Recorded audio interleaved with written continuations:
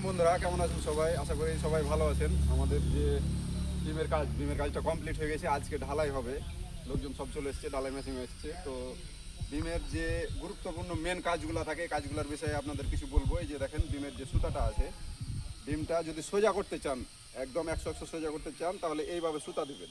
আর কোনো জায়গায় যদি বেঁকা থাকে, তাহলে এই যেভাবে ঠালা দিয়ে দেবেন, ওই সাইড থেকে ঠালা দেবেন, আবার এই সাইড থেকে ঠালা দেবেন, তাহলে ডিমের যে সোজাটা একদম সোজা হবে। আর যে আরেকটা কাজ আছে, যে কাভারিং, রডের কাভারিংটা ঠিক যেন থাকে, ওই জন্য ব্লক ব্যবহার করবেন। ব্লক ব্যবহার করলে যখন ভাইব্রেটার মারবেন, তখন ডিমটা নড়াচড়া করবে না, এদিক ওদিক যাবে না। কাভারিংটা 100 থাকবে, দুই দিকে একই সমান থাকবে। আর এই জিনিসটা অবশ্যই খেয়াল রাখবেন, সুতাটা যেন আপনার ঠিক থাকে।